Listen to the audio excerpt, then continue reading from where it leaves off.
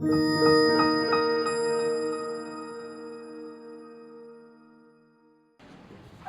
once again, how are you, Berkeley? I'm very glad to be up here. I am so thrilled. I can't tell you how thrilled I am to be moderating this panel with these absolutely wonderful writers, and we're going to talk about their TV shows. We're going to be here for 90 minutes, so I've got a lot of juicy questions. I hope you've got a lot of juicy questions, because we're going to give you a chance to talk and to ask whatever you would like to. So, without further ado, Piper Kerman, come on out.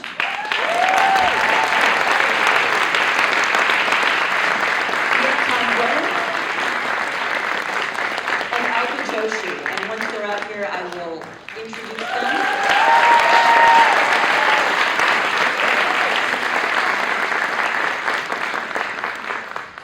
So, Viet Nguyen is the...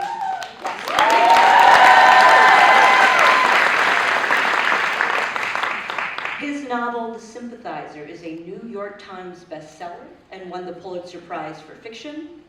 His other books are Nothing Ever Dies, Vietnam and the Memory of War, a finalist for the National Book Award in Nonfiction and the National Book Critics Circle Award in General Nonfiction, and Race and Resistance, Literature and Politics in Asian America. He is a university professor at the University of Southern California. His most recent book is The Committed, the sequel to The Sympathizer, and A Man of Two Faces. Welcome, yes?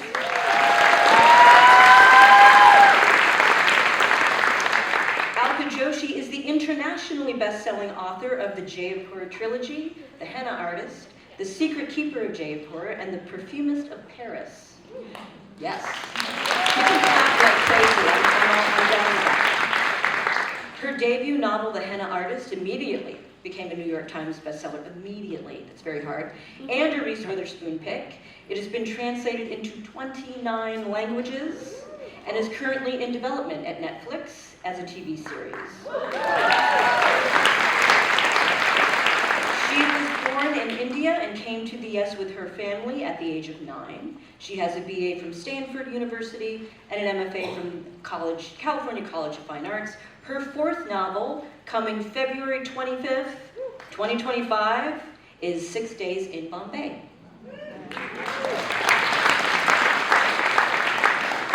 And Piper Kerman is the author of the memoir, Orange is the New Black. Probably heard of that. My Year in a Women's Prison from Spiegel and Rao. The book was adapted by Genji Cullen, and I pronounced that correctly, right? Into an Emmy Award-winning original series for Netflix and ran for 7 seasons.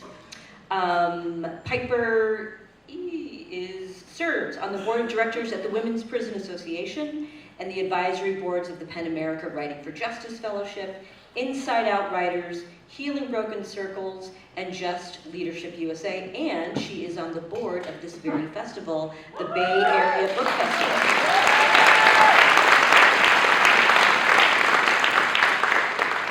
So thank you to the staff and volunteers and to everyone who is here with us today. I think this is the last event. I'm really excited for it. So this is Page to Screen, a dance between words and images. So this is the reminder to silence your cell phones if you haven't already. I believe the authors are going to be signing their books at Green Apple Books after this. So I wanted to provide a little context for today's discussion. I imagine that you have read all of these books, or you know all of these books, or you're watching the 2 shows that are out now or were out. But just in case, I want to provide some context. So I'm going to read synopses of the TV shows, actually, since that's where we're focusing. So from HBO, The Sympathizer is an espionage thriller and cross-culture satire about the struggles of a half-French, half-Vietnamese communist spy during the final days of the Vietnam War and his new life as a refugee in Los Angeles, where he learns that his spying days aren't over. From Netflix, Orange is the New Black. When a past crime catches up with her, a privileged New Yorker ends up in a women's prison where she quickly makes friends and foes. They write these so much better than jacket copy. And from Variety, The Henna Artist. This is from Variety because Alka's book is coming out soon, or show is coming out. When is it coming out to Sumida? Do you have an idea? We don't know, but we can talk about that. All right, good. Set in 1950s Jaipur, India, follows Lakshmi as the city's most in-demand henna artist. She gains access to the secrets of the city's wealthiest women as she builds her life in newly independent India and falls in love, but her status is threatened by the secrets of her past. One more round of applause before we jump in.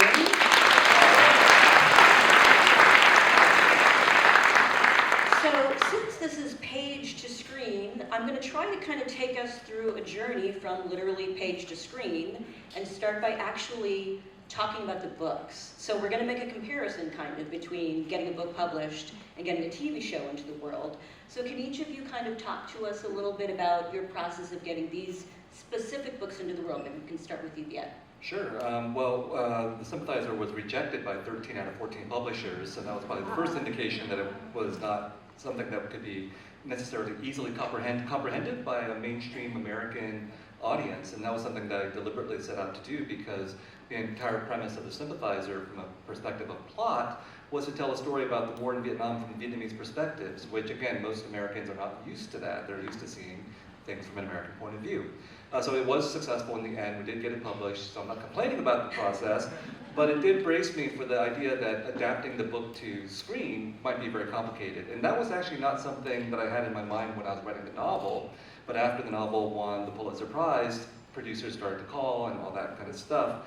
And really it took 5 or 6 years from the initial contact from the first producer to us finally being able to get the green light from HBO. What happened? Basically what happened is, I think in 2016, Hollywood was still kind of Hollywood. It's very liberal, of course. That doesn't mean Hollywood doesn't have a lot of hang-ups about a lot of things. And trying to pitch a TV series about a mixed-race French-Vietnamese person in the middle of the war in Vietnam, told from a Vietnamese point of view, is not really seductive to a lot of Hollywood people. They just don't know what to make out of it. Especially since I had certain red lines, and one red line was, there has to be Vietnamese actors in a Vietnamese TV series.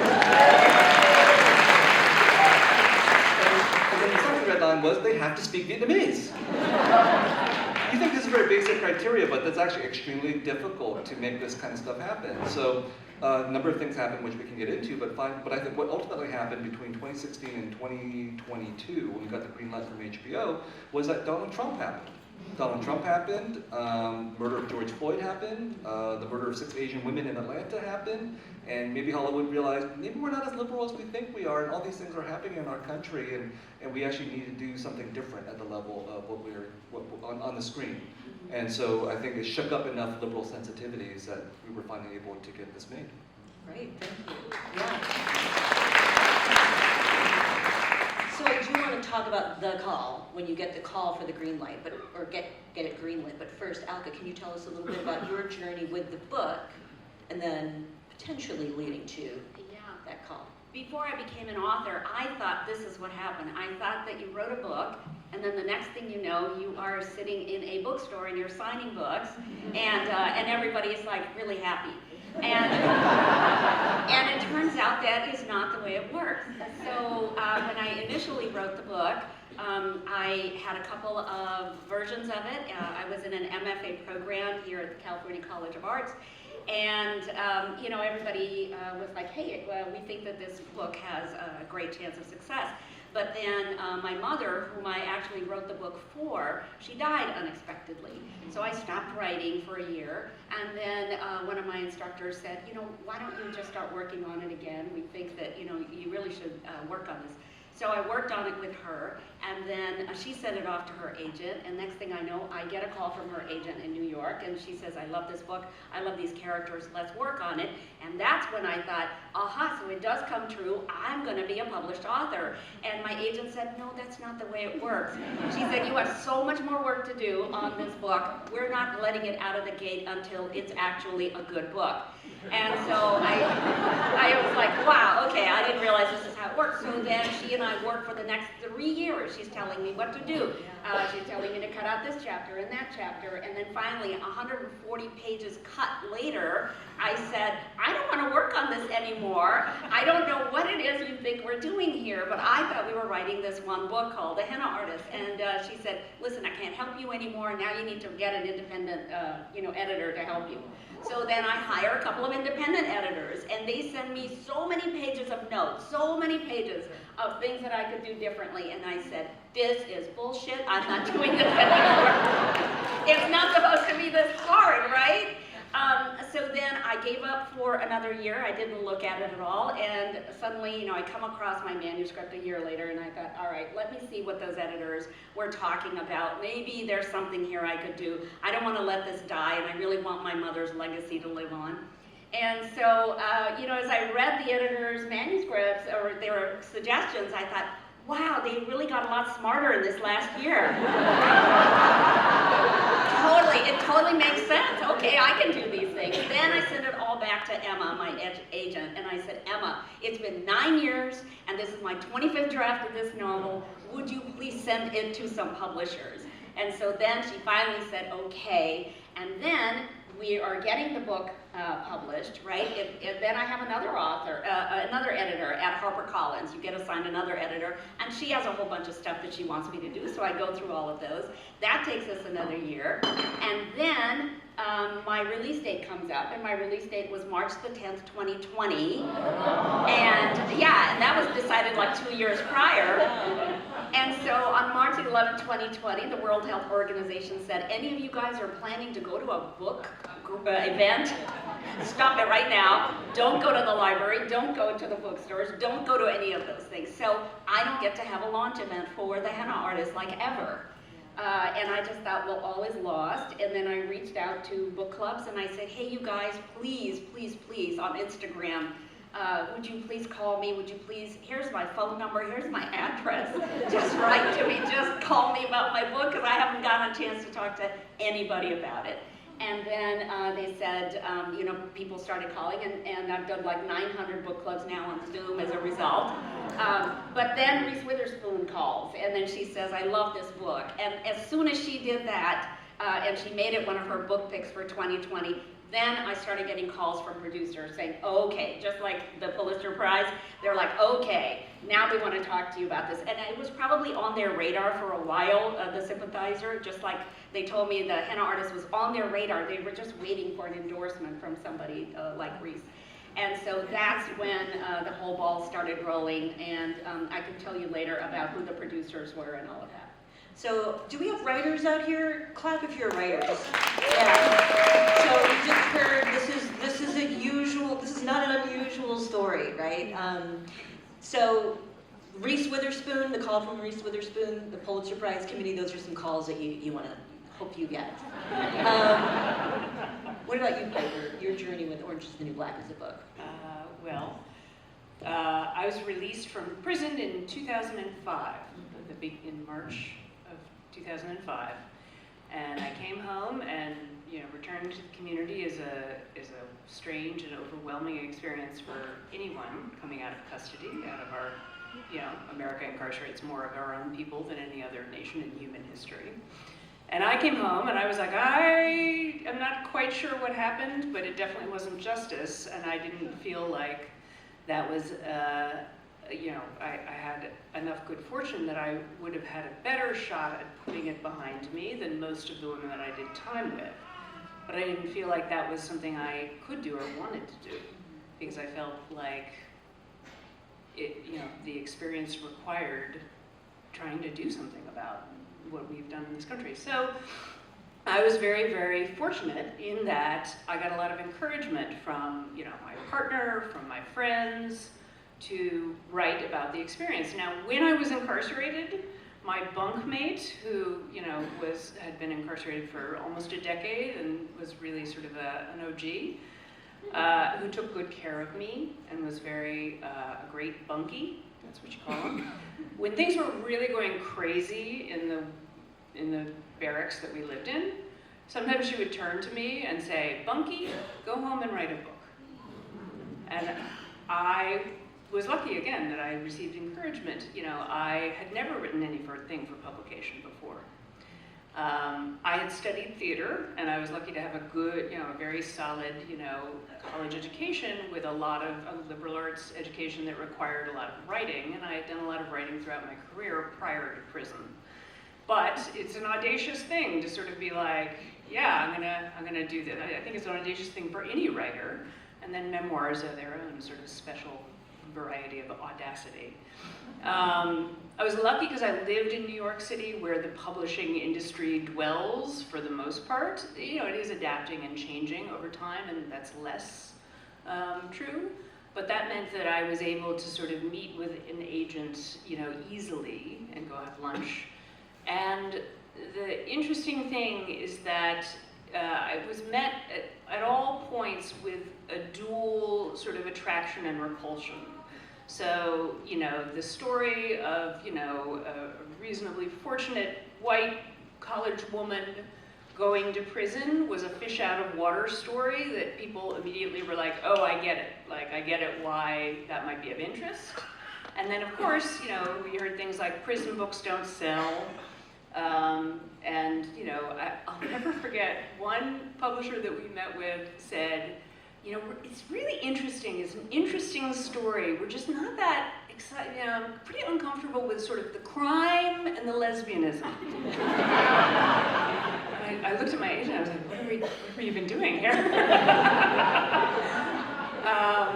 So, fortunately, there were two publishers that were interested in taking the book. Now, and I'd written a lengthy book proposal, but not the entire manuscript. And so, you know, I got good counsel, and I was in good hands in terms of my editor. And actually, Hollywood came calling very early, because my first option of the book was actually the book proposal. At which point, that's, as a particularly a novice writer, like, oh, and knowing so little about the process, I was like, I hope it doesn't come out before I'm done with the book, which is ridiculous. But it also told me, like, you know, you're harnessed to something that may have traction. And my hope for the book was that people would be able to step into the shoes of incarcerated people and imagine themselves or someone that they loved to be in that position. So that was my intention as a writer. You know, that initial option was held by Ryan Murphy. And whoa, the bullet dodged on some level. I mean, he does amazing work, but that would have looked very, very different. And so, of course, time elapsed, and the option came back to me. You know, those things have a time limit on them. And I ended up in a different place. But we can talk more about that in just a moment. Just in case, could you tell us what an option is? Oh, sure, yeah. And everyone else can weigh in. So an option is the very first tiny sort of promissory note from an entity in Hollywood. It could be an individual who has a producing deal of some sort, you know, a big showrunner, someone like Ryan Murphy, or it could be a studio. But it's a small promissory note. Basically, you promise to take your work off the market, and if they can put a deal together, then they get to do it. Thank you. So if you are a writer or you know writers, you may know that often what happens when you're trying to get your book published is you meet, you know, a slate of editors who are interested, and they try to sort of tell you what they might do with your book to, you know, hopefully get you to sign with them. So I'm wondering if it's the same, or if it was the same for you when Hollywood came calling. What was that call like? What's that process like? How is it different from, you know, getting the agent and getting the editor? And I read something about Genji Cohen pitching you your book as a television show. So was that part of the process for all of you? And whatever that process was, what made you say yes to whomever you went? I think that's a great question, because when we're writing and we've never gone through this process before, it's really overwhelming, a little overwhelming. So the first thing was, I didn't even know that I needed a screen management agent. And so I called my literary agent and I said, help, I don't know what to do. Producers are calling me and I don't know what to do. So she said, we're gonna sign you up with a screen management agency we usually work with. So then Ellen Goldsmith-Vane became my screen management agent, and then she said, Alka, what do you want the book to be? Do you want it to be a movie? Do you want it to be a TV series? What do you want? I said, well, I'm a binge whore, and I would really like it. I really want it to be a bingeable show that people cannot stop watching. So she said, okay, that's what we're going to tell the producers. So then they set up meetings with the producers who were interested. And back then we were still all on Zoom, so they were all happening on Zoom. And I remember so clearly the producer team that I went with was Michael Edelstein, who had done Desperate Housewives. He'd been a producer of the CSI shows. He really got women. And you know, this is something you have to think about when you are a writer. If your book is about something that you firmly believe in, you need to get producers behind you who really understand your work. So my work is about women in India in the 1950s, learning how to become independent at the same time that the country is becoming independent. And so I wanted that kind of energy coming back with the producers. So Michael, had that kind of experience and background. The second person he brought on board is Frida Pinto, because he sent her the book and he said, Frida, take a look at it. Well, Frida loved it, and she said, I want to play Lakshmi, the main character. So then she became millionaire if you're not familiar. Yeah. So she became the second person on that team. And then the third person they roped in, the third entity was Miramax TV. So they had a really good group together. And the first thing Michael said to me is, Alka, we see the Henna Artist as an Indian Downton Abbey. And I said, sold! That's what I want too, yay!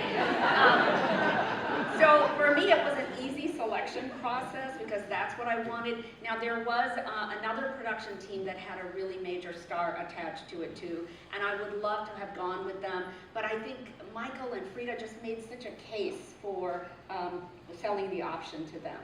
So that's when you go, okay, then I'm going to sell the option. And then, as Piper said, it only is for a limited period of time. So it could be 18 months, it could be 24 months, and then it will revert back to you unless they buy the option again. In my case, the same team has bought the option 3 times.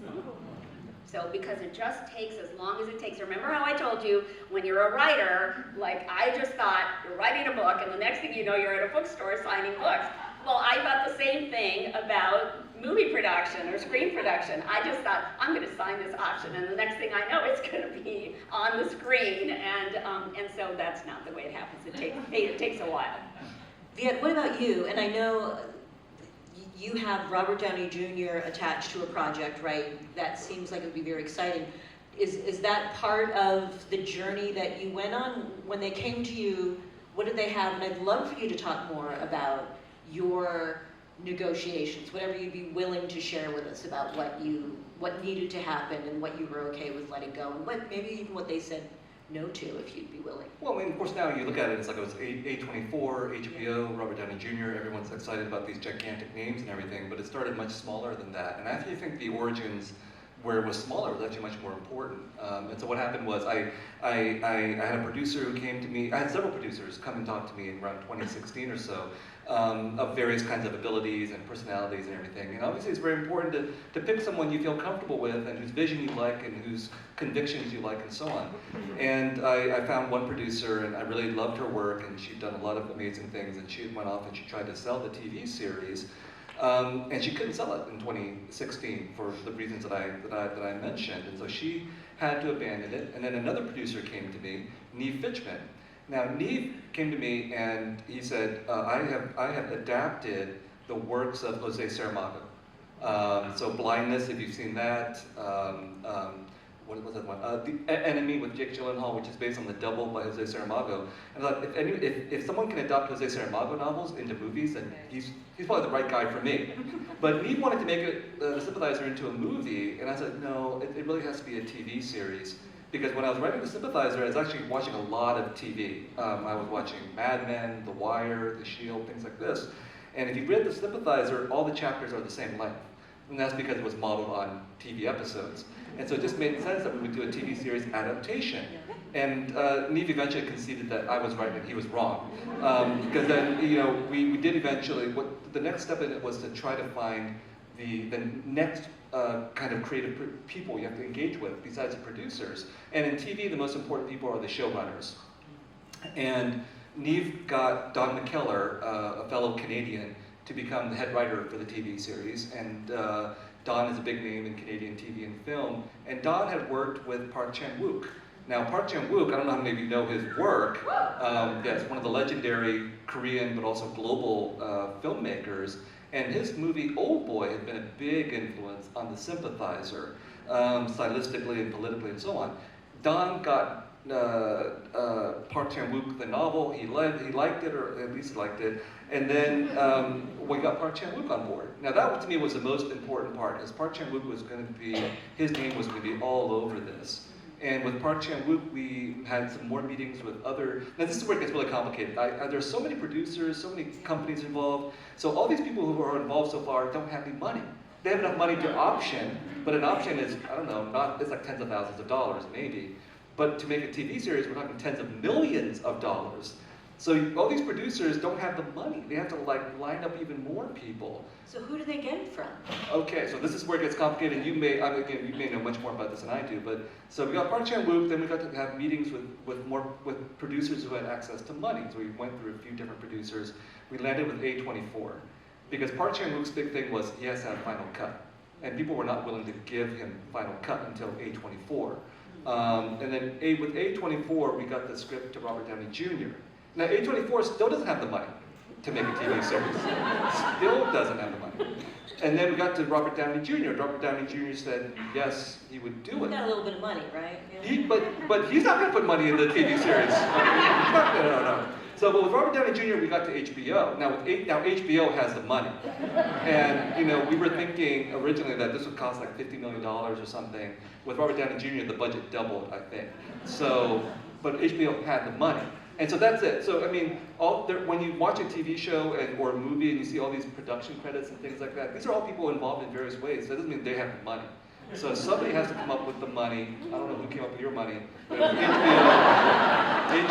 when I say greenlit, it means HBO had the money, and HBO said, we're going to give you the money, $100 million or so, to make this. Oh, so when and I live in LA, so this is news to me too. So when they say something is greenlit, that doesn't mean we're ready to make a show. It means now we have the money and it's definitely happening. Yeah, I think that's what you're saying. Yeah. Okay. Yeah. So in our case, with the production team that I was talking about that I sold the option to, they went and talked to all the different streaming companies for the money, basically, to say who's going to put in the money. They ended up getting 5 offers. And so then Netflix saw what they were doing and they swooped in and said, okay, we want this production. So it's Netflix that's putting in the money for the production. Okay. So Piper, thinking of these negotiations and things that you needed to see happen, things that you didn't want to see happen potentially, right? Because this is a show that's about you. What were your negotiations like? What was that process like for you? Well, I lacked a Pulitzer Prize, so I didn't have a lot of negotiating leverage other than the simple fact that it is, I have the rights to the book. So what happened? The book came out in 2010. By right around that time, the rights had reverted back to me from Ryan Murphy, who's wonderful, by the way. I didn't mean to slag him. And that's when I met Genji Kohan.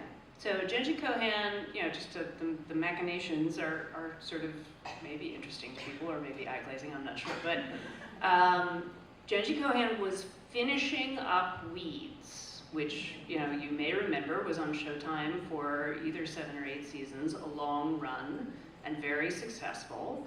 And she was finishing the final season, and so she was casting about and starting to think about what was next.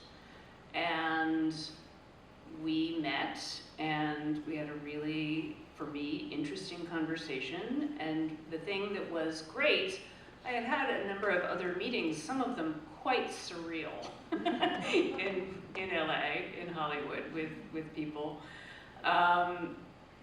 she just asked a lot of questions. She was just extraordinarily curious, as opposed to pitching, really. It was much more of her asking lots and lots of questions. It is a really daunting and terrifying thing to entrust your work to somebody else. And I knew, again, I didn't have the leverage of having a beloved title. My book did well in hardcover. It did well when it came out, but it didn't win the Pulitzer Prize and didn't have the runaway success that Alka has established. So what is standard for most writers is that you really do relinquish almost all control, or literally all control, and that does make a certain amount of business case sense in terms of the shocking amounts of money that are going to get spent. You do want someone like the director or the creative person to have a lot or all of the control. And to me, that was the thing, to entrust the book to the person who is going to be responsible for the creative vision as opposed to the money. That was important to me. And I just felt like she understood that fundamentally the book is about the women who are incarcerated, the women who are jailed, the women who are prisoners of the state being the protagonists and the heroes of the story. It was important to me. I really thought that it was important to do a series as well. And there were other people, I certainly had lots of friends, a movie, let's all win an Oscar. But I knew that for the things that were important to me, that made it worth it to sort of, risk the exposure of publishing this memoir, that a TV series was the thing that was going to bring an audience into these characters' lives and make people feel powerfully attached to these women, and that was a proxy for the real people that we lock up in this country. And that was what was important to me. So I entrusted it to Genji. She had a production deal at Lionsgate, which had done, Weeds, and so she got the option. Okay, great. And also I knew, look, she's a hit maker. A hit maker is an important thing, right? And so I felt confident, like she'd be able to go out and make a deal. Like I trusted her to go get a deal and to get a good deal. And I do remember quite vividly, so of course she went to Showtime first, she had that experience, that sort of relationship, et cetera, but I got a phone call, I remember it quite vividly. I was visiting my mother in Massachusetts, it was July, it was hot and sweaty, and I got a phone call and they were like, we just had a really good meeting with Netflix. And I was like, the DVD company? Because we were fourth off the runway. But the thing that was so exciting for Genji was that Netflix was just like carte blanching. That was where sort of the creative freedom for the creative visionary person in terms of putting it on screen was. They were promising, direct creatives, that they would really get sort of carte blanche on creativity and also not have to go through the sort of now considered old-fashioned pilot process. That they would instead have, a season greenlit right from the jump. And so, for her, that was very exciting. So we got through the book getting published, the deal being made. So now I want to talk about production, right? The TV show is being made. If you're like me, you watch the credits, and very often you see the writers of the books listed as executive producers.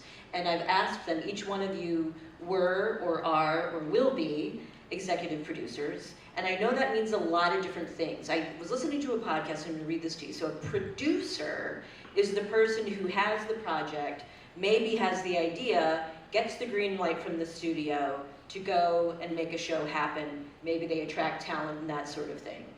What does the executive producer do? And tell me if I'm wrong. That's a podcast, or that's what they said in the podcast. So as an executive producer, when we see your name in the credits, what are you doing on the show? How did it evolve? How did it evolve from 2013-ish? No, you were an executive consultant. Consultant, yes. So let's start there, actually, then. What does that mean, an executive consultant? I can only say in my case what it meant. So in my case what it meant, I honestly, I think, I knew some other writers who had had their work adapted as films, I think only. And in their cases, they pretty much got like a check written and like, thank you very much, go away now. Which I think is actually, you know, a common experience for writers.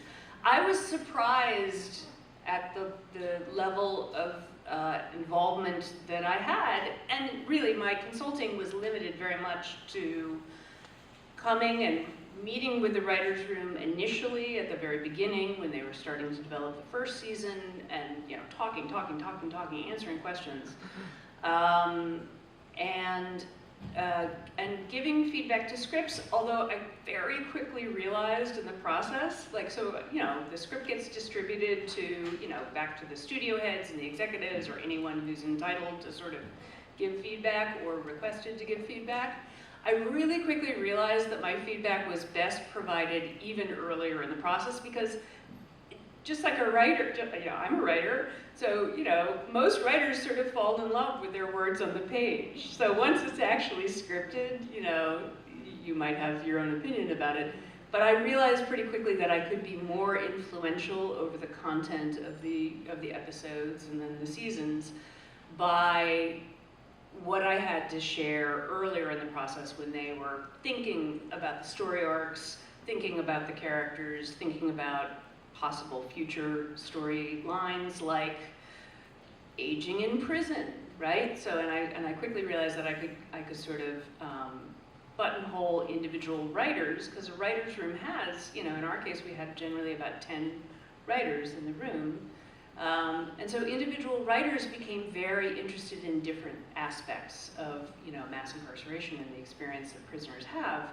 You know, some people were really interested in solitary confinement. Some people were really interested in, you know, aging in prison. The fact that we have an incredibly, you know, when we have such a vast prison population, we have an enormous number of elderly people in prison. And that came through in the show. And that, I think, is the reason, one of the reasons the show really found so many different audiences, because they were seeing people that they weren't really seeing on TV very often. We don't often see old ladies on TV. They tend to be very side characters as opposed to central protagonists. So, you know, that's how my consultancy worked, is really around the script. And then, of course, sometimes they would be like, oh, we want to know about bank robbery. And I would say, I myself have never robbed a bank, but I know someone who has. You've got connection. And so that was the other thing that I did as a consultant, was to connect them to other people who could help them make the world a truthful world. I get a lot of questions about, is it realistic? And it's not intended to be documentary style, but is it truthful? I think it's very truthful. Great, thank you. Viet, what about you? So you are an executive producer on The Sympathizer. I mean, some very similar stuff to what Piper talked about, because this is an intensely collaborative production here. I mean, like tens of billions of dollars, hundreds of people are going to be involved, so I do have to give up a lot and acknowledge that, you know, these other people are much more qualified than I am to make a TV series. But I thought of my role as someone who was there to give crucial input at some conceptual levels, but also for my own self-interest, I was there to put the brakes in case anything went really, really wrong. Because I do have a friend who has a very successful novel, and it was turned into a TV series, and they took their name off the TV series because they were so unhappy with the final content, or the conceptual part of it. Wait, And- your friend was taken up? No, Was unhappy? the friend took their own name off, and I can't get into details because they also signed an NDA. And you know, part of the irony of Hollywood is that there are all these stereotypes of Hollywood. I'm sure you know all of them, right? And I was at every turn, I was expecting to get screwed by Hollywood in one way or another, and it never really happened. But the irony for my friend is that the key creative people that were involved were of the same background as they were. That is, same gender, same national origin or ethnicity, and they still screwed them over. I'm using very neutral pronouns here, very deliberately. And so part of the irony that now for Hollywood, for those of us who happen to be non-traditional, however you choose to describe it, let's say we're people of color or we're women or whatever, is that Hollywood is its own machinery. You can talk about diversity and multiculturalism and inclusion and all of that, and in the end, it's $100 million. For $100 million, people will screw you over, even if they share the same background as you, right? So that was one of the lessons that I've learned so far. So I was waiting for that moment that if any red line was crossed, I might have to take my name off of it. That was the only weapon that I had after I signed the rights over to the TV series. But other than that, I was there to sort of give input at every stage, like, this is going to be the writer's room, what do you think? And great credit to Don McKellar, he wanted to make sure that this was a writer's room that was not white men. So the majority of the writer's room were women of Asian descent. I gave input on the scripts and reading it. It was actually very important. I mean, because I think we all know, like, you know, when you're looking at a TV series or movies, I mean, the faces are very important, but so much of what's happening is behind the scenes in terms of the producers, the directors, the writers, the financiers, and so on. And then casting decisions. They actually asked my input, and I had to write some very, very long memos about certain key casting issues. Again, we're talking about a show in which I want to make sure there's Vietnamese people speaking the Vietnamese language, and then there's cross-ethnic, cross-racial casting issues that were going on at the same time. I mean, for example, we cast Sandra Oh as Sophia Mori. Sandra Oh is Korean Canadian. Sophia Mori is Japanese American. And all due credit to HBO, they were really worried. They're like, are we going to be criticized for casting a Korean Canadian as a Japanese American? I wrote a 2,000-word memo saying, yes, you can, and here are all the reasons why. So there are certain places where it was important to have that kind of input coming in. But also, really, it was the most important part was picking the right people that I could trust. And these people are very, very talented. They know what they're doing, but it was really important to make sure that they had the same vision as I did. Do you remember the line for your cameo? I watched the show, there he is! Do you remember the line? Okay, so first of all, for my cameo, I wanted to be blown up. I thought, what better fate for a writer than to be blown up in his own TV series? But Park Chan-wook, in his infinite wisdom, said, no, we're going to make you the photographer in a restaurant scene. You're the framer framing the shot, and that's exactly what happened. 2 days of work added up to literally half a second on the screen. And the key line, I wasn't even supposed to have a line. I was just supposed to be able to take the photo. But again, there's another thing. There's a script written, but the script does not actually guarantee what's actually going to be said or not said. All this other stuff is being done on the fly. And on the day of, he said, well, I think we should give you a line. I said, okay, sure. And the line was, someone turn on that mirror ball, please. That was the line.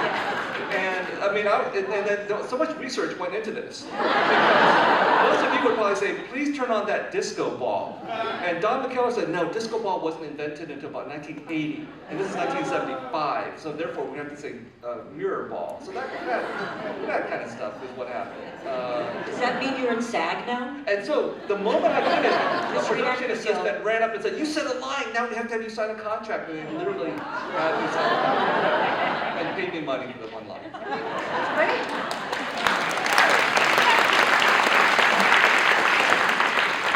So moving now to the show being in the world, and I've still got questions for you too. So one thing that I'm curious about is when you're a writer, and again, those of you who are writers, you know there's so much anxiety about publishing, right? Your book's in the world, or your story, or your poem, whatever you're writing is in the world. How are people going to receive it? Are people going to like it? What's going to happen, right? How is this going to affect my career? So many anxieties.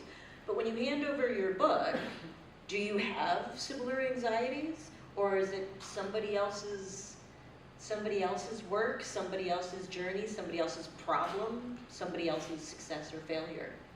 Alka, how do you feel as you're going into it? Can you detach, or does it still feel like your literary baby? About the book or the movie? About turning it over to the showrunners, right? They're going to make a TV show about your book now. Yeah. How attached are you to how well it does? Yeah. Well, I think that both Piper and Viet have talked about the fact that you have to trust the producers. you sold that option to. And when you trust them, what it means is that you are hoping that, and mine is so cultural like yours, 1950s India, and I want to make sure that the women are well represented, and I don't want any Japanese people playing Indians, for instance. I think that you just have to trust your producers, and I trust my producers so much for being very, very hands-on about how the script is playing out and why it's so important to have it be authentic, not only to the Indian time period and the people, but also to the book. So I think that's the first place that I start. So I started off by saying, hey, you guys, can I also write for these episodes? And I was telling these guys, and they asked me, oh, so do you have script writing experience? I said no. They said, well then no, you can't write, and we're not going to allow you to do that. But here's what we will do: we will make you an EP, an executive producer, and that means that you will get an opportunity to look at the scripts, and you can tell us whether we're missing some major parts, or whether we're getting some things wrong culturally. So that's the kind of sort of overview that I have on it, and I can stop the process if there's something deliberately wrong about the whole thing. But so I'm not worried about launching this thing because I really trust my producers, and I really trust Netflix. They are being very guarded over the whole process. They want to make sure that they get it right, because there is this whole political environment right now where they don't want to be blamed for a production and to say, hey, you guys, that wasn't authentic, or you really sort of screwed over this set of people or whatever. So yeah, I think I'm really confident that we're going to do that, especially because Netflix has stuck it out. We've had some crash and burn scripts. We've had some crash and burn showrunners, and we've had to start the whole process over again. And at no point has Netflix said, we're letting this whole thing go. They're like, no, we are determined that this is going to be produced, and so go ahead and hire more showrunners. Go ahead and hire different writers. We just need to make sure that this is done right. So I want to talk a little bit about sort of cultural impact and underlying politics of your work and how it shows up on television. I've got some quotes to share with you from some other authors. But before I go there, I think people have a lot of assumptions about how your life changes when Hollywood comes. I know my writer friends were like, oh my God, Netflix, HBO, Robert Downey Jr., you're set, right? So how has your life changed? What did you expect to happen that maybe didn't? Is it true? Is everything totally different now that you have TV shows made of your work?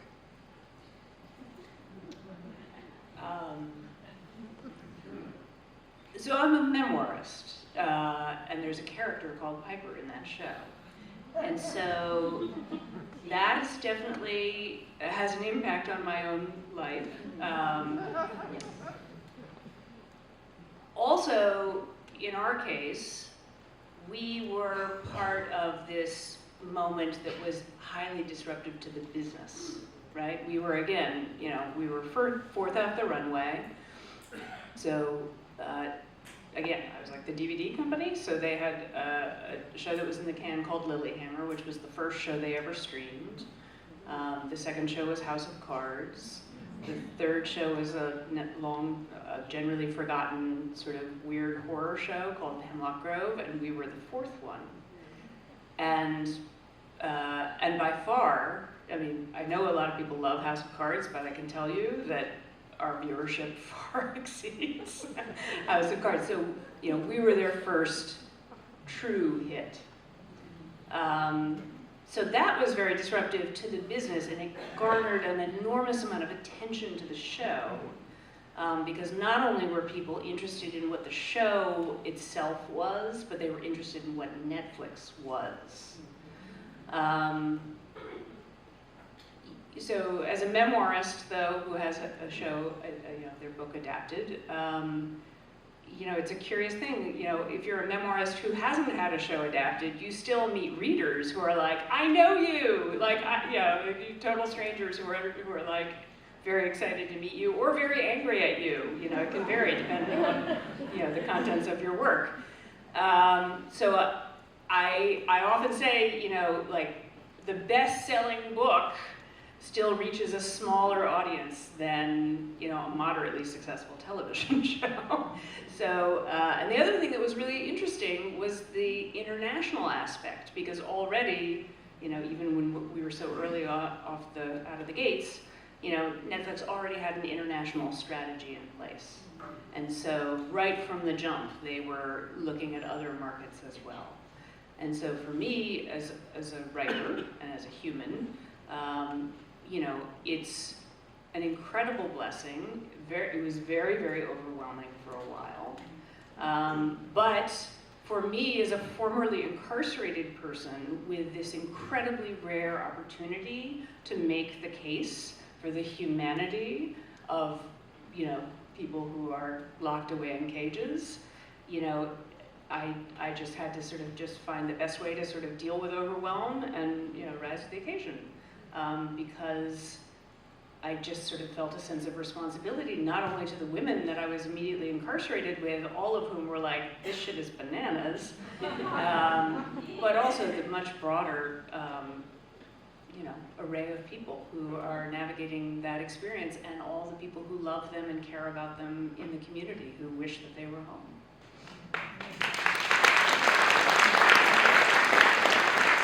What about you, Viet? And in part I'm asking because they are using you in promotions too, right? You're in shots with Sandra Oh and Robert Downey Jr., so... I'm willingly being used. I mean, Yeah. honestly, I mean, if you were offered an opportunity to do a photo shoot with Robert Downey Jr. and Sandra Oh, would you do it? Yeah. Right? So, I mean, there's a lot of it that's a lot of fun, you know, to do these kinds of things. But, you know, I'm a writer, and I live in Los Angeles. And when I tell people in LA that I'm a writer, nobody cares. But all of a sudden the book turns into a TV series and people get very excited. And even literary people get excited. I can't tell you how many times like literary people have come up to me and said, oh my God, it's going to be a TV series. They're so much more excited about that than about the book. And so that's just part of the reality of the world that we live in, that book, TV series and books and movies just get people really excited. And so that changed my life to some degree, that people started being aware of the novel because of the TV series. And what I think that really means is that now people don't have to read the novel. They can just watch the TV series instead. And that may or may not translate into more book sales or some of that, and there's certainly the money involved. But I think as a writer, it hasn't changed my life, because I still have to get up the next day and I have to write another book. And the TV series may be a big deal now, but literally in 30 years, who's going to care? You can go back and look at the last 50 years, so many books have been turned into movies and TV series. And it didn't, I don't think, transform the lives of the authors in many cases. Maybe if you had 7 or 8 seasons, maybe it would, but for one season or for one movie, I don't know if it really would transform the life of the author. So for me, the reality still continues, that I still have to get up and write the next book. But there's no doubt that the TV series also has this kind of global impact that Piper was talking about. I saw the HBO map that they did. Here's all the territories, dozens of countries, here's how we're going to reach out to them. And one country in particular was important to me, Vietnam. It was on the map. I was like, oh my God, Vietnam, you're going to show this in Vietnam? Because we could not shoot the series in Vietnam. Yeah. You know, I mean, we tried, and we ended up shooting in Thailand because we were just not going to get permission to do that. And then, literally a week after I saw that map, HBO reached out to me and said, well, we're actually not going to be able to screen it in Vietnam. And I said, well, why not? Well, because our partner, who would normally air it, will not do it. And no one would give me a straight answer as to why that was the case, but I know why that was the case. And so, in terms of global impact, yes, the story reaches more people, but I don't know how you may feel about this, but I always felt that the most judgmental audience was going to be not TV critics or movie critics. The most judgmental audience was going to be other Vietnamese people. And in fact, that I think has been the reality. And we can get into all of that, you know, but it's a very intimate thing when your story, that is your people's story, whatever that is generally not told, and then all of a sudden there's a TV series and everybody's like, well, you know, they all will have their opinions as to what worked and what didn't work at every aspect of the TV show. So I knew that was coming. But that was actually, that has always been that's always been the part that I think has been the most intimate about the adaptation, is knowing that there's been so much expectation from Vietnamese people, and that the TV series probably would never be able to live up to all of those expectations. So I've got a couple more questions that I want to ask, and then I'm going to turn it over to you. So be thinking about questions that you'd like to ask. So in an LA Times article, Walter Mosley said, and I quote, "TV is a far better delivery method for a social justice message than a book." And you kind of commented on this. "For every 10 people who read one of my novels, 1,000 people will watch one of my shows. My hope is maybe a show will get them interested in my books. People watch TV and forget it, they don't forget books." Your response, your thoughts to that, especially as it relates to your own work. And some of you have already commented on it, but is that part of the benefit of getting your work on television for you as a writer, or is it just the message of your work is going to go farther? Well, I think, Viet, I really relate to what you're just saying in that since I'm writing about India, I knew that the most critical audience would be Indians, it would be South Asians. So when I wrote the book, I was super, super, super careful about doing the research, making sure that everything I mentioned was authentic and that it felt authentic to the people. Because if they saw anything in there that wasn't authentic, they would say, "Hey, Alka, you live in the United States. You don't get to write about India in the 1950s.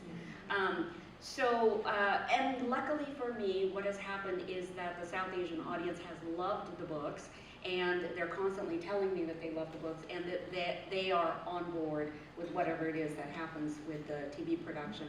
So for me, it's super important that whether it's a TV production or the book, that it is portrayed authentically.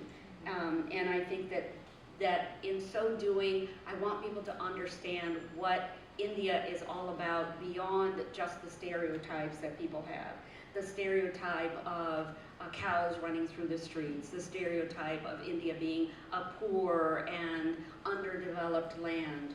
I want to challenge those stereotypes both in my writing, and I think I've been successful in doing that with the readership, the responses that I get, but also in the screen adaptation, I hope that that comes across, that India is a rich, culturally rich, and also people-rich place where we have middle class, lower class, or lower economic class, and also a wealthier class, all interacting with each other and living a day-to-day life that maybe people here may not understand. So that is very, very important to me, and that is something that I hope the larger audience for the screen adaptation will definitely be able to absorb. Great. And Piper, what about you? How do you feel about that? And especially since your work, right, a big portion of your work is working with these issues, how do you see television in general as a social justice tool? How did the work that you do outside of writing, how has it been impacted by the show? Yeah. I mean, Audre Lorde famously said, the master's house will never be dismantled with the master's tools. So that sort of leaves us with this question around utilizing things like mass media to confront injustice. Like, I don't know, good question. Back to the sort of the fundamental goals of the corporations that pay hundreds of, millions and millions of dollars to see these things realized on the screen. But creative people want to do creative work and tell totally engrossing stories and bring amazing, complicated people to life. And these are the formats in which we have to do it. And I do agree with Walter Mosley's point about television. I think television, or a serial filmed entertainment, has an intimacy which is a little bit different than a feature film, a typical feature film, which is so visually driven as opposed to the smaller screen, quote unquote. I know some people have really big TVs now, but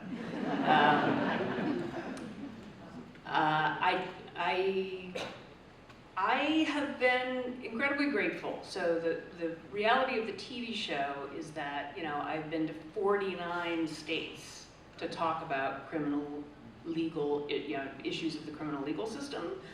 Here I come, Arkansas. You're on my list. Arkansas Senator Tom Cotton believes we don't have enough people in prison. But that's an incredible opportunity because people come, just like we all have come tonight, to talk about books, and we're all passionate about books here, right? And they want to bring their own lived experience, and when you're talking about some of the subject matter of these books, you know, people bring their own lives to it. And when you're talking about, you know, crime, harm, justice, you know, the criminal legal system, like, people really do bring a ton of their own lived experience to these discussions. And I think that's the value that's so important to me, is the ability for those conversations to start to happen, you know, between, you know, individual people or in communities. And that's what makes it really worthwhile to me. And I will say, I am a little curious, you know, especially Viet, since the work is on the screen already. You know, in the case of my book, you know, I always joke that Genji took my book, put it in a blender, and put a lot of other ingredients in there. In other words, it's not a faithful adaptation, and I get a lot of questions about that. And I fully expected that. I didn't necessarily expect all the stuff that they came up with, but I fully expected that it would depart significantly from the contents of my own book, and that would be a good thing, because, you know, one person's perspective can never tell a story as complex as, you know, something like mass incarceration. And that was the other huge opportunity of the adaptation. And the opportunity that the partner I chose recognized and desired, right? That's what she wanted to do, was put, you know, people she couldn't otherwise get. She literally calls the character of Piper Chapman a Trojan horse, to be able to tell old women, you know, all kinds of marginalized people's stories who don't typically show up in, you know, fancy Hollywood entertainments. So, you know, I'm with Walter Mosley on this one. So this is going to be my last question. So I am listening to podcasts about Hollywood, and you know that we had the strike in Hollywood, and things have changed significantly. There's a lot of discussion around who's running the studios. These are people who seem to be prioritizing profit over craft, over story, over labor, over everything else. It's happening in academia, it's happening in corporate publishing. So I've got a couple of quotes, and then I wanted to hear your thoughts on it. So this is HBO Chairman Casey Bloys. I hope this is okay. Is it okay that I'm saying this? Okay. If you spend a lot of money on a show, it needs to do well. That's a starting point. And then Viet, this is not necessarily in response to that at all, but just as the Pentagon has billion-dollar bombers, Hollywood makes billion-dollar movies, and once you're making art at this industrial scale, it is in the end this gigantic corporate collaborative enterprise.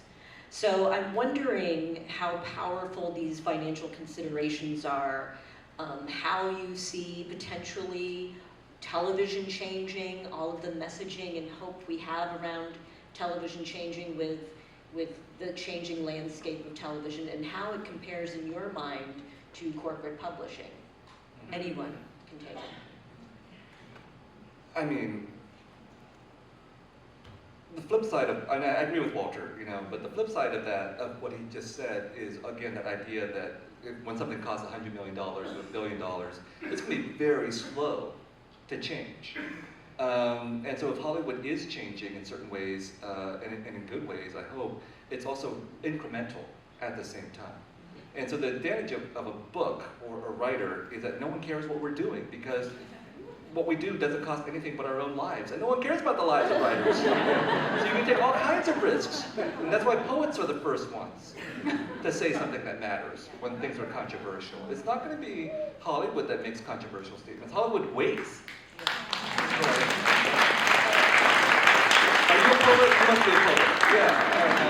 Okay, Hollywood waits until the poets are dead, and then okay, well, they tested our ideas out already, and then the novelists come along and all that. So I still have huge amounts of faith in the courage and the talent and the vision of individual writers who are willing to take enormous risks that Hollywood is not willing to do until we've proven that these ideas matter. Right? And it doesn't matter whether 100 people or 1,000 people read our books, but we've established that these plots or these ideas or these characters or these themes can make a difference, and then someone else can amplify that and make it water cooler talk through $100 million. And that being said, I mean, the incremental changes do make some kind of a difference. There was an article recently saying, oh look, now we have Shogun, we have the Sympathizer, we have some other things. People are now willing to watch movies or TV series in Asian languages with subtitles, which is a good thing versus 40, 20, 30 years ago.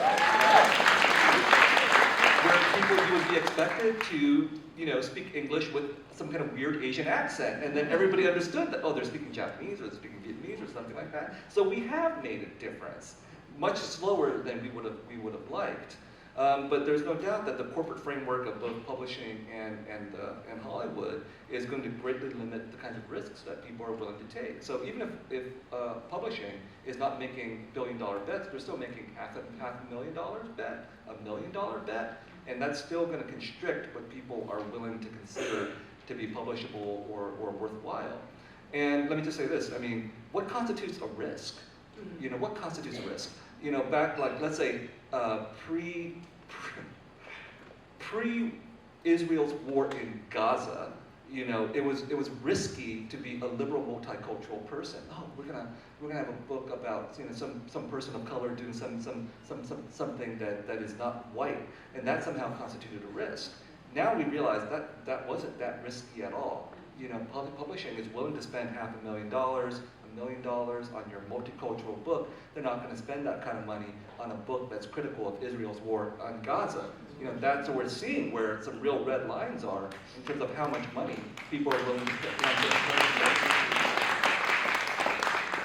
Anybody else want to say anything before we turn it over to our lovely audience? Well, I think one fabulous thing that is happening in Hollywood, it's happening slowly, but it is happening, and that is that the executives who are in charge of making decisions about what is going to be produced and what they're going to put money behind, those executives are now becoming women. There are more Asian women doing that. There are more African American women doing that. I think Shonda Rhimes is a perfect example of a woman who has reached a certain level of respect and power, and then she's bringing other people along with her.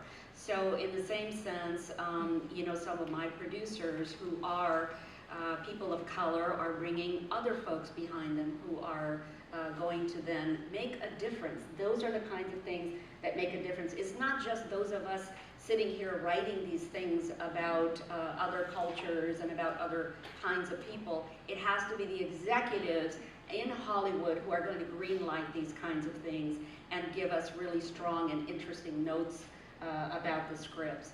So I think that is happening. I think it's slow. I think it's hard to happen. But we've got a lot more women now making those kinds of decisions than ever used to be. And I think that makes an impact on the kinds of stories that women tell. Thank you. Yes, we have a question right here. And do we have a microphone? Yeah.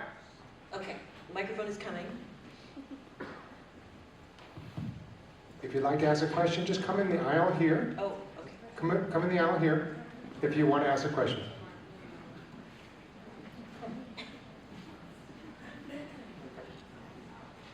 Anyone here?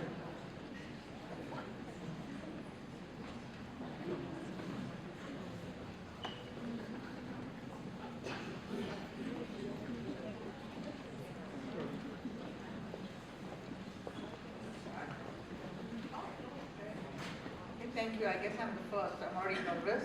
But hi, I'm Charita, and my question is for Alka. I'm also South Asian, grew up in India, and I also absolutely love all three of your books, so thank you for writing them.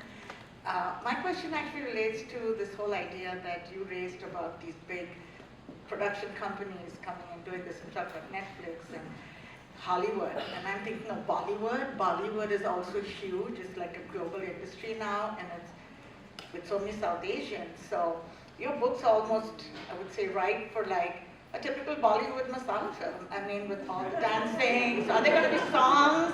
Are there going to be these fabulous costumes? Because eventually a lot of that takes over, like with the latest one out that you've probably seen, the Hira Mandi, which came out on Netflix. Everyone's just hearing the songs and the amazing costumes, and the fact that the story is in 1920s and is British colonialism is kind of, you know, back in the background. So I'm just curious how you saw your work being projected given these influences today. I wanted my book, as well as any screen adaptation, to be global. I want it to be shown in many different places around the world. I want it to be shown in many different languages, you know, that it can be subtitled in. And I think for that reason, I didn't want a Bollywood production, because mine will not have any singing, dancing, or, I'm sorry about that for anybody who loves Bollywood films, but I really want the story to shine through, and the story is really about a woman's fight for independence, and that is what's really important to me to convey. I'm happy to hear that, because otherwise all these get lost. Right, right. Thank you for your question. Hi, so I'm making my first film, and I love books, so this is like the best panel ever. And I'm wondering, because I am very early in the production phase, and I'm wondering, like, what is your ideal scenario when you work with impacted communities? Like, not like maybe not what's possible now, and like with the current Hollywood, but like if you were to have your ideal like TV show, your next season 2, like what would your ideal relationship and working relationship be with those directly impacted? I mean, I can talk about that a little bit. So we've already referred to the writer's room. Yeah, so typically a film has one screenwriter or maybe a pair of people who work on the script. But television gets made with a writer's room. So the writing is paramount in terms of like who gets to establish what the story, what the story is, what the perspective of the story is, what the quote-unquote facts are. I think that the writers are incredibly pivotal people, and sort of how and who they consult with, who they are themselves and who they consult with. Your director is incredibly important for obviously the director is the paramount person when a film gets made.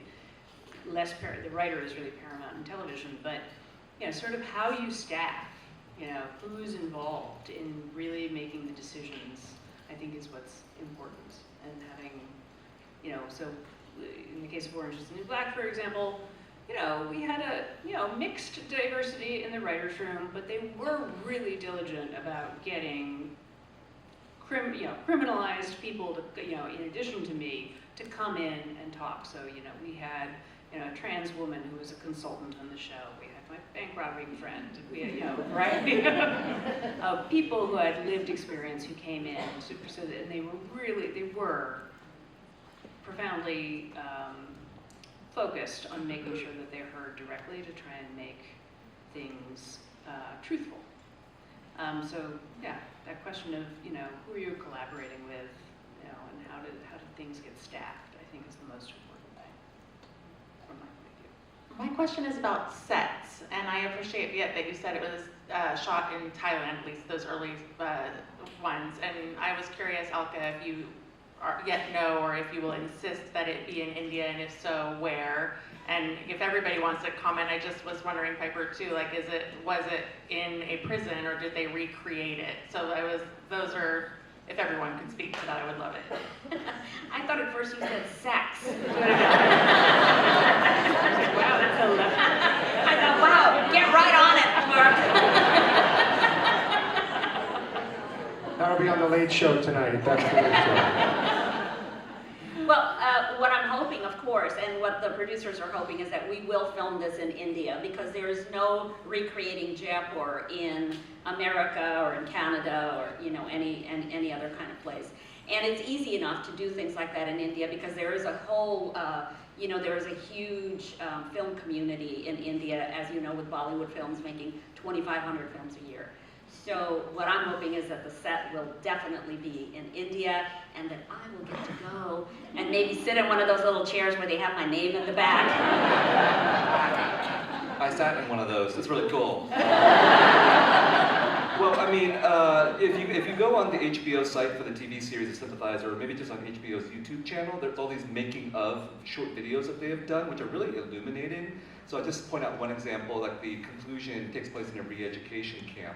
They built the entire re-education camp. I mean, that's a real analog that they did.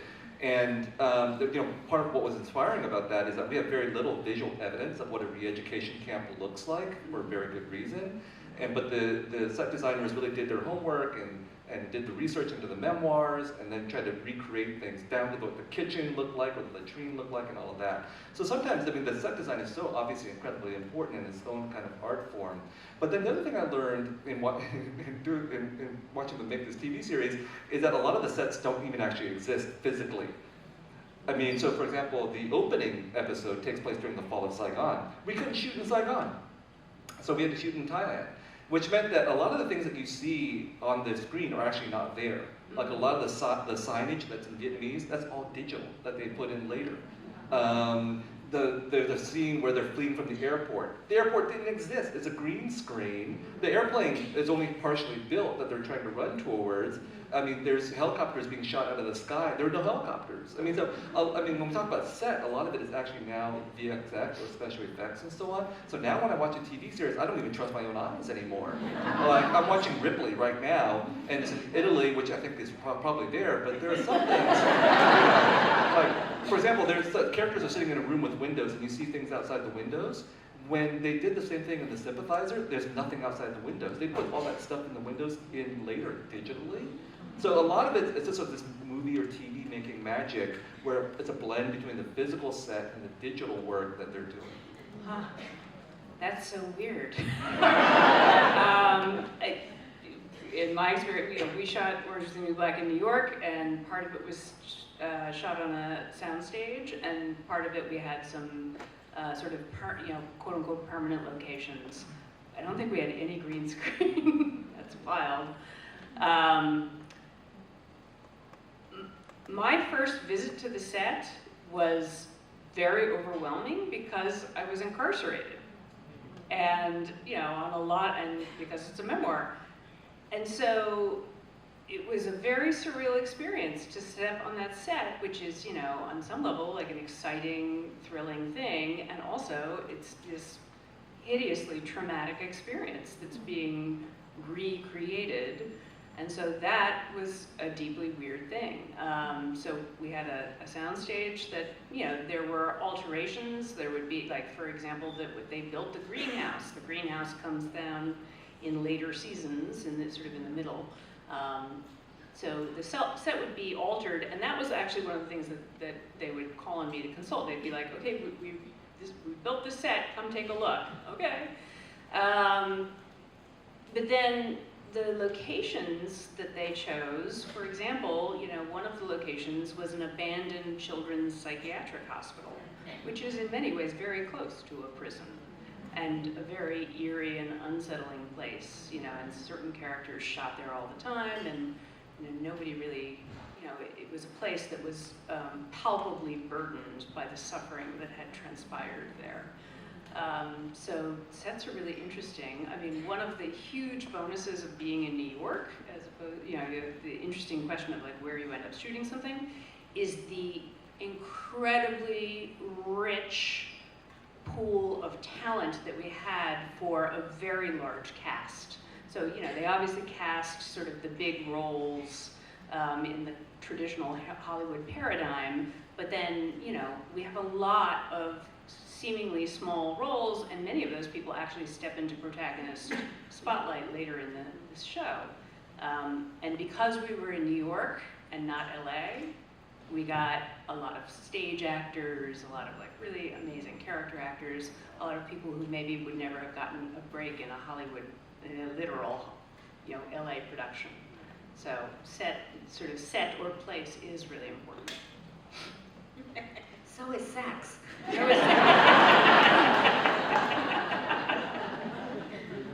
Hi, my question is for Viet. So I have two questions and a comment and a really quick beating heart, so excuse me, a little nervous. But so one is about sort of the memory of the Vietnam War, and to me, it's been a contested one and still is, since it can't show in Vietnam. So I was also wondering, how is the reception of the TV series now different than when the Sympathizer came out? Of course, I love how the novel destabilizes narrative because there's a writer writing a narrative, and then now you have the TV series which has a movie being shot, and again, the sort of narration depiction is being destabilized there. So you have it happening twice in both times, which is really awesome, and also sort of gives a little more room for interpretation of what the series is doing. And so I was wondering about that. And the second one is, how did you feel about Robert Downey Jr. appearing 8 times in the series, and who decided that, and what does it have like symbolic and creative significance to you as, you know, I don't know, the white man, I don't know, but yeah. Thank you. Well, you know, I set out with the Sympathizer to write about a very contested subject, and I tried to offend everybody, and it worked. I mean, some people love the novel, but then there are a lot of people from different ideological perspectives, American or Vietnamese, communist or anti-communist, and so on, who all find there are different things to hate about the novel. And likewise with the TV series. I'm an obsessive reader of like Reddit comments and Twitter comments and things like that. If you want to hurt my feelings, put it on Reddit, put it on Twitter, I'll probably see it. But the same set of reactions, you know, and I'll just give you, you know, there are Americans who are confused by the TV series because they want, a straight Vietnam War story, and it's not a straight Vietnam War story. It all takes place after the Vietnam War is over, and they're like, well, that's not what we think the Vietnam War is about. And then there are Vietnamese people who are like, well, God, we hate the communists, and yet this is a commie-loving TV series because it's about a communist spy.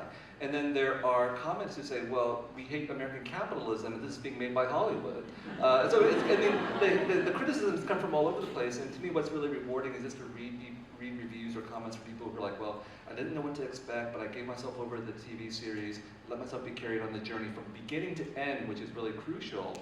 Because if you start off with a certain set of presuppositions about what a spy story is supposed to be, or what a Vietnam War story is supposed to be, or what communism or capitalism is supposed to be, the TV series tries to subvert all of those things. And I was very lucky, talking about collaboration, that Park Chan-wook was the co-showrunner, because he's very clearly said, as someone who's Korean, the reason he was attracted to this novel was because, one of the reasons, was because he sees similarities between Korea and Vietnam and what happened in the 20th century because of colonization, warfare, racism, imperialism. He uses the word imperialism. How many Hollywood filmmakers use the word imperialism? You know, but he does. And then Robert Downey Jr. Blame Park Chan-wook. It was Park Chan-wook's idea. You know, he came to my house and he was like, wouldn't it be great if we cast one white male actor to play all the white men in the book? And it was, he's clearly said, many times that it was because he sees the characters of the Sympathizer, the white guys, as all being faces of the same structure of white male-dominated power. And he's absolutely right. I mean, they're all written deliberately as stereotypes and caricatures in the novel because the novel is satirical. And you can deploy those kinds of things. And so the TV series is clearly both, it's a spy series, a war series, but it's also a satire as well. And everyone's having fun, including Robert Downey Jr. I mean, I don't know what it's a very controversial set of performances, and I'm just quoting from critics. But he loved, as far as I can tell, every role. He really eats up the scenery. And I totally love what he's doing. Because when you read The Sympathizer, part of the reason why it's offensive to certain people is that it is directly critical of things like white male supremacy. It says so. And I think Robert Downey Jr., he said, I'm playing white male toxic masculinity. And someone else on Twitter, one of my favorite comments was like, yeah, he's playing this role as if he's being racist against white men. And that is, I think, the point that Park Chan-wook is trying to make in the TV series, is that the novel tries to subvert people's expectations of various genres, and so does the TV series. And one of the ways that it does it, is that it deploys a technique that I couldn't do in the novel. And he said this. He said, look, he said this at the debut. We've done things. Your novel cannot be fully adapted into the visual medium. But the visual medium can do things that the novel cannot, and he's absolutely right. And one of the ways that it can do that is through things like star power. So you cannot watch this TV series without being constantly reminded, that's Robert Downey Jr. and that's the point. That is the point, the meta cinematic aspect of that you cannot get away from star power and Hollywood power. So 2 more questions. Yeah, hand it out. 2 more questions. Thank you. Hi, my name is Casper, and I'm not sure if you can tell by looking at me, but I know a lot of people in prison. And I've been working with incarcerated artists since 2010, and since 2017, I finally realized there was a major need to eliminate the gatekeeping in the publishing industry from telling the stories of incarcerated artists. So in 2017, I founded a small press independent publishing company called Comics, and we've been publishing incarcerated artists since then. And many of them look up to you, Piper, so much. And you've been a major inspiration to so many people in feeling like their stories are valid, are worthy of being told, and are interesting to the general public. And I know it would mean a lot to our contributor base if they could have maybe a quote of encouragement or advice from you, because so many people out there have the most incredible stories that are just not being told. And I know it would just mean the world if they could hear from you. Oh.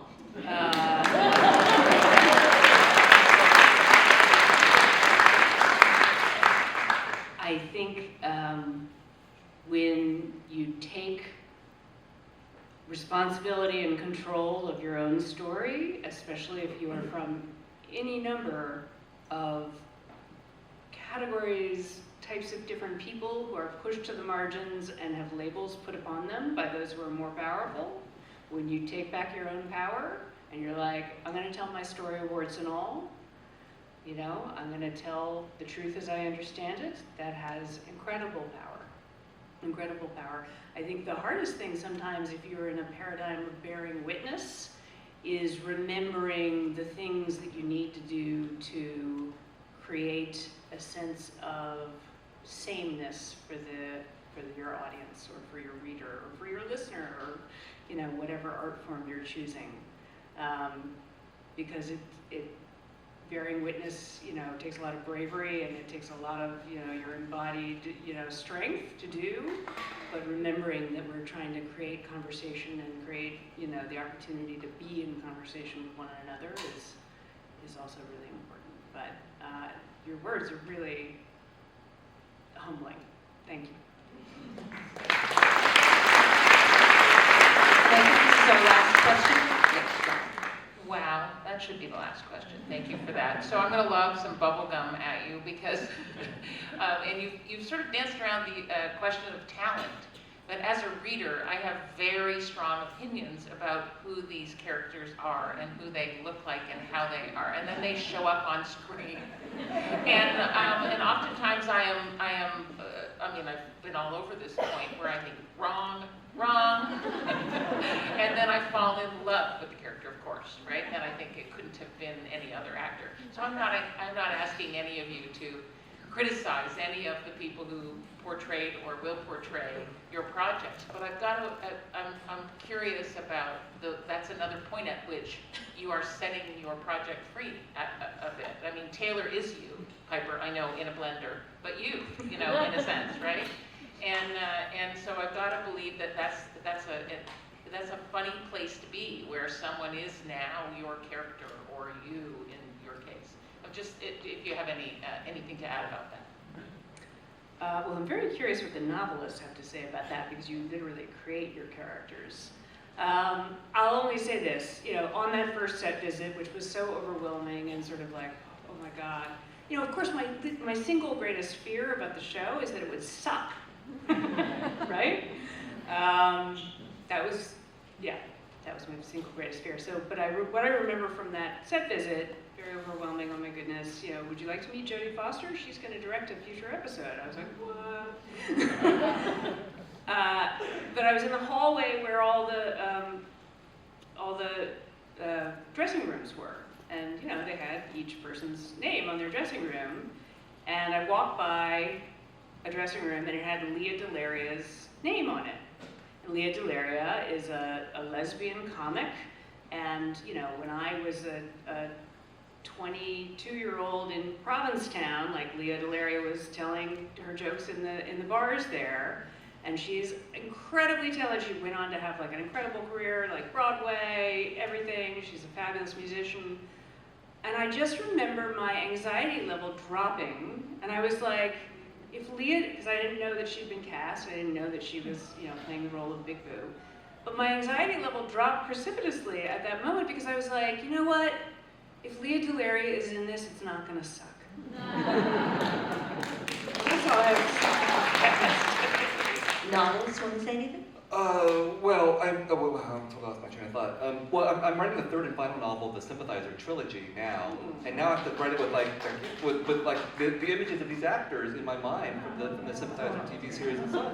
It's a good problem to have because they picked great actors to play the roles of many of the characters in the TV series. But following what you said, Piper, I'll end with an anecdote about two of the actors that were cast that I never could have imagined being cast in this TV series. And one of it's not Robert Downey Jr., okay? It's like, those of you who are Vietnamese know that two of the most famous Vietnamese celebrities in the world are cast in The Sympathizer, Nguyen and Nguyen. When Vietnamese people see these names, they freak out, like, oh my God, we can't believe these people are in it.